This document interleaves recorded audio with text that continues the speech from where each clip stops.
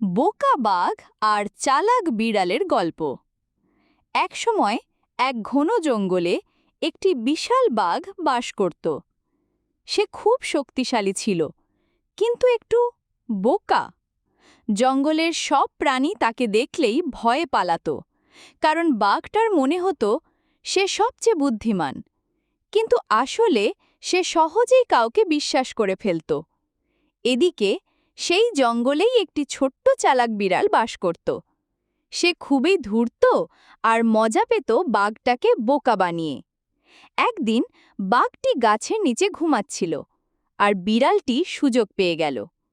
বিড়ালটি বাঘের কানে ফিসফিস করে বলল, "ও হে বাঘ ভাই, তুমি জানো না, আজ থেকে সমস্ত পশুর রাজা হচ্ছেন আমি। দেবতা আমাকে বিশেষ ক্ষমতা দিয়েছেন।" বাঘটা হেসে উঠল, "তুমি, এই ছোট্ট বিড়াল?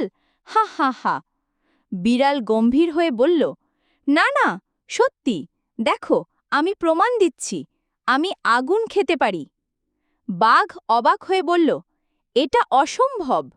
বিড়াল তখন জঙ্গলের পাশে পড়ে থাকা এক টুকরো লাল মরিচ এনে বলল, "এই দেখো, এটা আসলে জাদুর আগুন।" আর সঙ্গে সঙ্গে মরিচটা মুখে পুরে চিবোতে লাগল। কয়েক সেকেন্ড পর বিড়ালের মুখে আগুন, আসলে মরিচের ঝাল। সে লাফিয়ে উঠল, "আয় আয় আয়, দেখলে তো, আমি আগুন খেয়ে ফেললাম।" বোকা বাঘ ভয় পেয়ে গেল। সে ভাবল, সত্যিই যদি এই বিড়াল আগুন খেতে পারে, তাহলে এ নিশ্চয়ই ভয়ঙ্কর।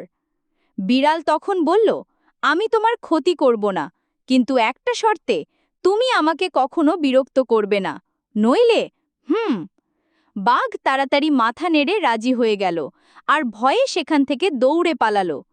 এরপর থেকে সেই বোকা বাঘ কখনো বিড়ালের রাস্তায় ঘেঁষত না, আর চালাক বিড়ালটি সুখে জঙ্গলে রাজত্ব করতে লাগল। নীতিকথা: বুদ্ধি দিয়ে শক্তিকে হারানো যায়। গল্পটি ভালো লাগলে অবশ্যই চ্যানেলটি সাবস্ক্রাইব করবেন।